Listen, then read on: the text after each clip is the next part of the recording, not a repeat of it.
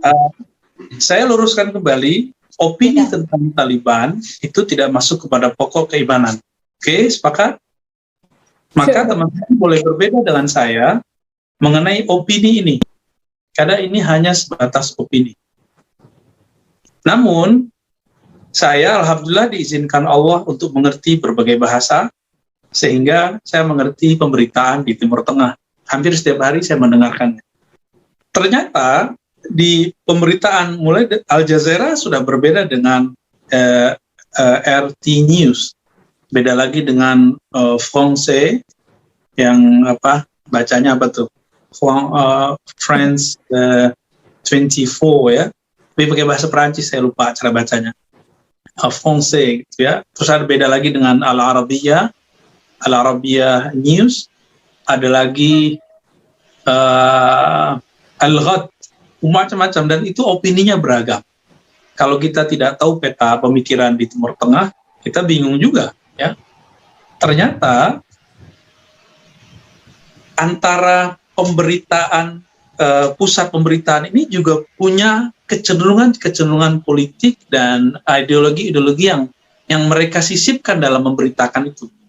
Datanya sama, tapi opini yang digiring berbeda. Maka semenjak saat itu saya tidak langsung percaya dengan semua berita, apalagi opini.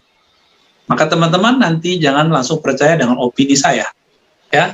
Tapi insya Allah data saya lebih banyak. Setiap hari saya mendengarkan lebih dari 10 sumber pemberitaan dalam bahasa Arab, khusus untuk Afghanistan. Belum lagi opini-opini mulai dari ulama, doktor, dan berbagai macam. Tidak salah bahwa Taliban yang ada sekarang, zaman ini, saya menyebutnya Taliban al-Hadithah, Taliban Neo Taliban. Mereka secara akidahnya Asy'ariyah Maturidiyah Ahlus Sunnah. Secara fikih Hanafi, bahkan mereka bertarekat Sufi. Bahkan bernaqsyabandiyah, ada juga Khistiyah, Qadiriyah. Bahkan mereka membaca kitab Dalailul Khairat yang dipakai dalam tarekat Syaziliyah Jazuliyah. Tapi apakah beda perwajahannya dengan yang dulu? Sayang teman-teman, kita ini punya memori yang pendek. Alhamdulillah beberapa kita diberikan memori yang kuat, bisa mengingat kejadian tahun 2001.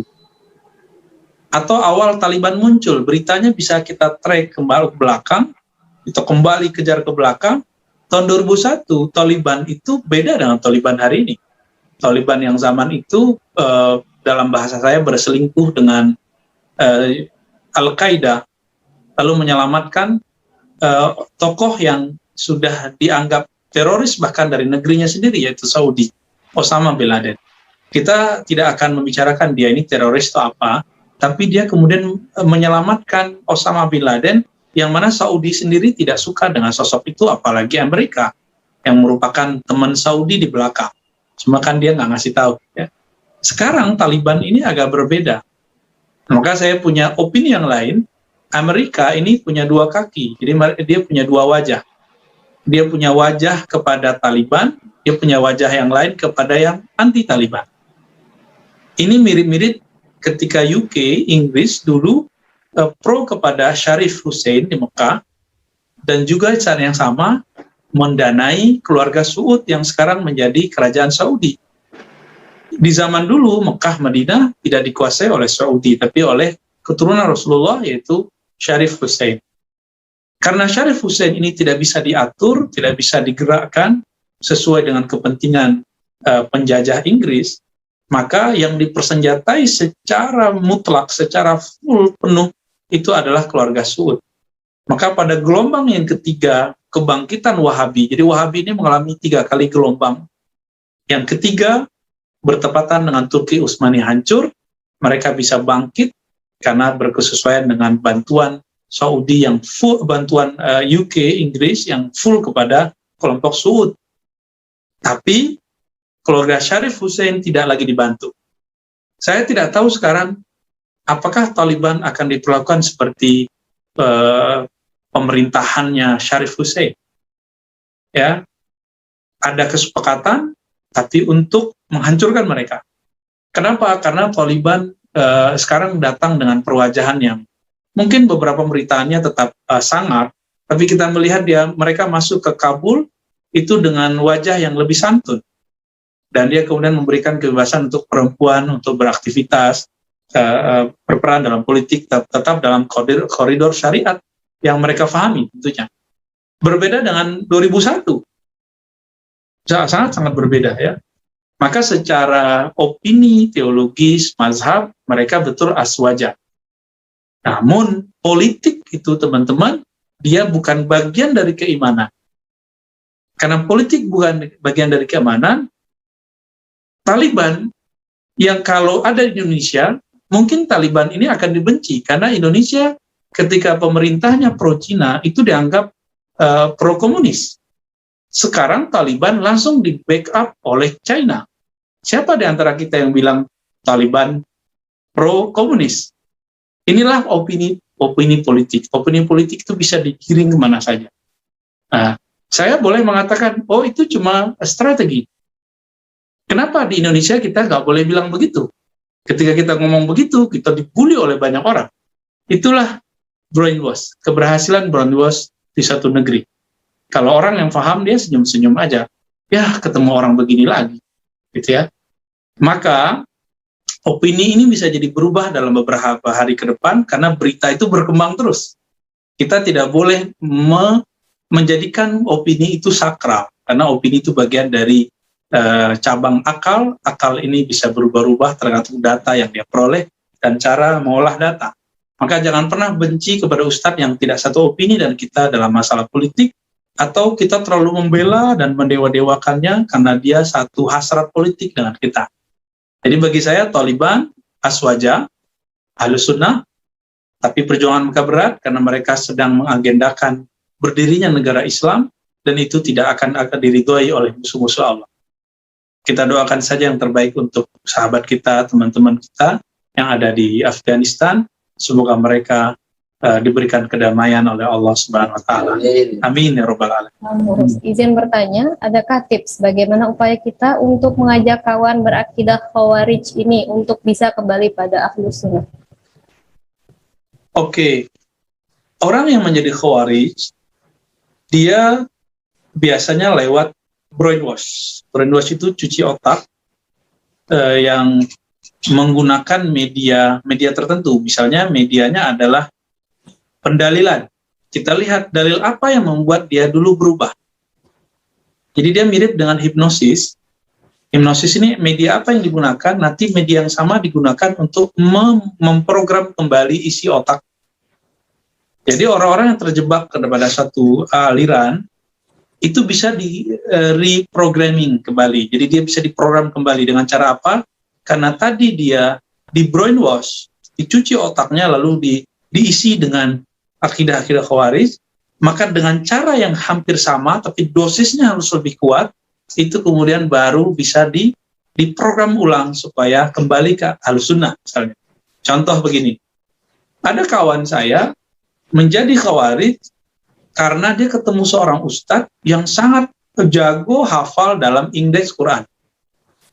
Semua, jadi dia hafal nomor surat dan nomor ayat, lalu itu dia faktualkan dengan kondisi kekinian. Ketika semua itu kemudian dia tampilkan, fakta kekiniannya adalah umat Islam sedang dizolimi, umat Islam sedang dipinggirkan. Ketika perasaan-perasaan terpuruk itu mengelilingi pikiran orang yang sedang dia target itu, maka akan ada pertanyaan. Terus gimana dong kita, gitu ya? Jadi kalau ada targetnya ini ngomong begini, berarti dia sudah masuk perangkap brainwash orang tadi. Tinggal diprogram. Bacakan lagi satu ayat. Waqatilul musyrikina kaffah. Surat Taubah. Bunuhlah, perangilah orang musyrik semuanya. Siapa saja yang musyrik, bunuh. Siapa saja yang musyrik, bom. Maka muncullah gerakan bunuh diri yang sangat konyol, muncul dari orang-orang yang berpakaian muslim, tapi membunuh sesama muslim. Dan kita lihat dulu waktu pas Jumatan di masjid polisi dibunuh, ada bom, ya, dan lain sebagainya. Ada ulama, kiai dibunuh, ada orang maulidan di Afghanistan, di Pakistan, di Bangladesh itu dibunuh. Orang lagi maulidan baca barzanji dianggap syirik, bagi dia musyrik, bunuh. Kenapa? Karena dia diprogram otaknya dengan dalil nakli. Ada yang dalil nakli, dalil indeks ayat tidak mempan padanya.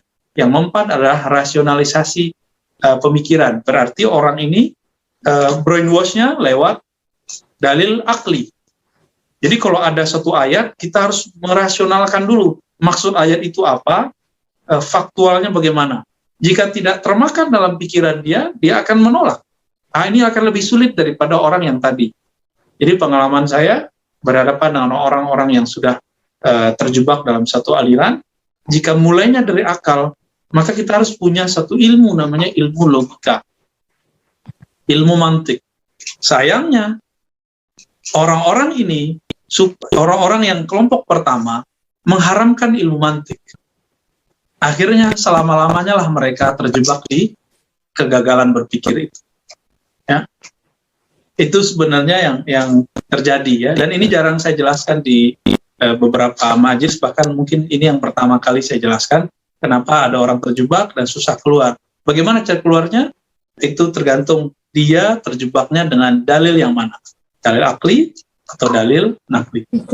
Ada yang terjebak dengan berita itu masuk ke mana?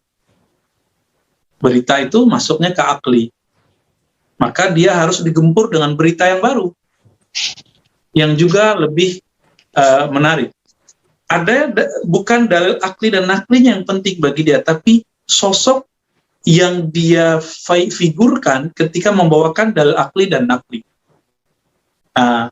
Maka sosok ini harus kita datangkan sosok yang sebanding dengannya, atau lebih tinggi darinya yang menawarkan pemahaman yang lain.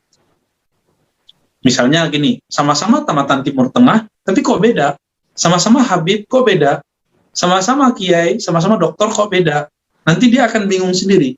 Ketika dia bertanya, terus saya harus gimana? Itu kesempatan untuk memogram ulang cara berpikirnya. Dari situ kita baru bisa menetralkan ekstremisnya seseorang, tersesatnya seseorang.